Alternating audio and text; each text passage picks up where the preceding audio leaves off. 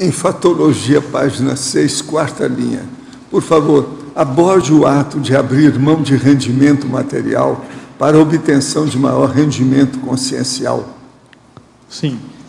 Aqui neste caso eu coloquei isso baseado em uma vivência minha.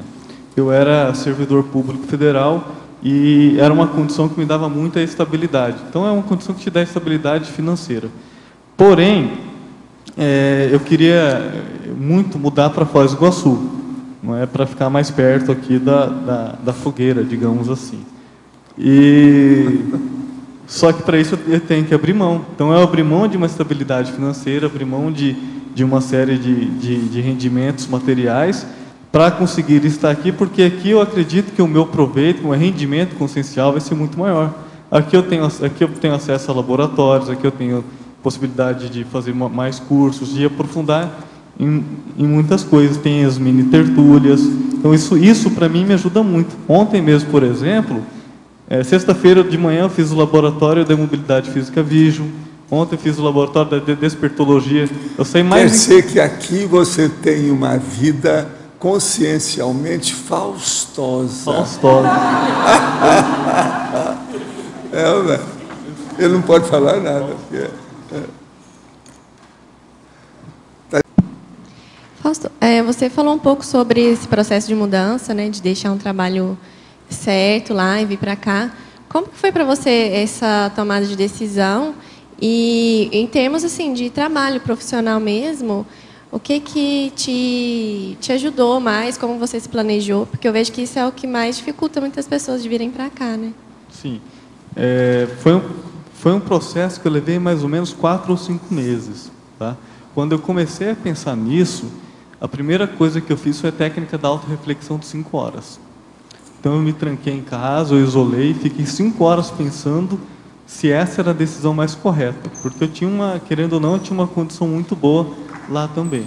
A partir do momento que eu decidi mudar, eu procurei ver casa, eu procurei ver trabalho, não é? E aí eu fui investigando, né, quais seriam as minhas condições aqui em Foz do Iguaçu. Então, por exemplo, eu mudei para cá já empregado.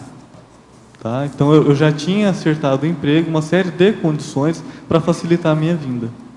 Procurei me calçar, procurei, né, fazer não digo que dá para fazer um pé de meia, mas fazer uma reserva para conseguir vir. Tá? Foi ponderando, foi pensando, foi planejando, sem impulsividade. Fausto, estou vendo que no seu verbete aqui você explora muito essa ideia de tomar uma decisão com base no que você tem que fazer, com base na sua proex. E como tem aqui na culturologia a cultura da mega priorização, quando você tomou essas decisões, você já tinha noção de qual linha que estava a sua proex?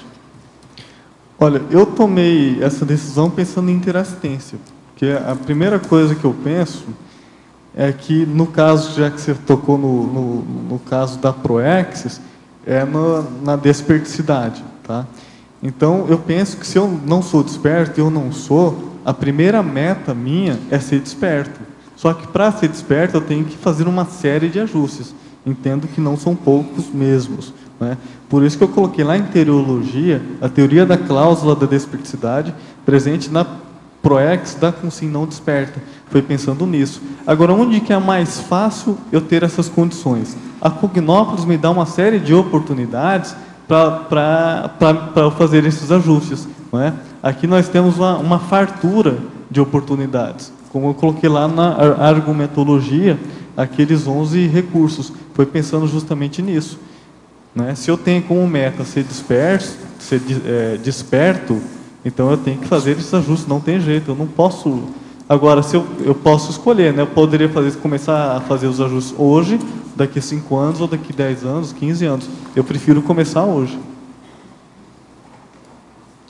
Aqui nós temos todas as condições. Tem um Holopensene mais favorável, tem as tertúlias diárias, né? Você tem a oportunidade de fazer os laboratórios, você tem a oportunidade de fazer consciencioterapia, você tem a oportunidade de fazer reciclagens, a oportunidade de fazer trabalho voluntário em diversas ICs, e aí você vê, né, aquela que você se afiniza mais, e assim por diante. ao verbetógrafo. Você pode dizer como se organizou antes de tomar a decisão de deixar sua função pública e como está hoje em termos profissionais? Isso que você falou está pegando o povo todo, está vendo? É muita gente apegada a emprego bobo. É bom ter falado isso, muito bom. Isso Mas aí. explica bem aí. Por exemplo, nós temos um precedente antes de você. O Wagner Alegretti.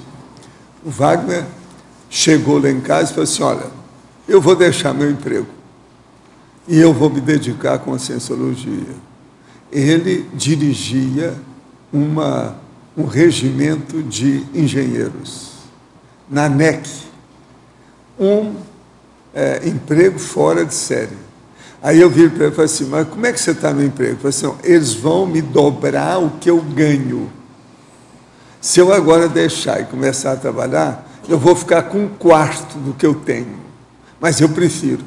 Aí eu falei assim, não, então é preciso chamar todos os responsáveis por você, QD, mulher, como é que está essa situação. Então nós sentamos na mesa lá em casa e ele falou assim, não, eu decidi, está de acordo, está todo mundo de acordo. Então está tudo certo. Ele deu uma bela banana para o processo de toda a condição que ele estava como engenheiro dentro da situação. Entende? Isso faz, há muito tempo. Isso foi na década de 80. Entendeu? Só para você ter uma ideia.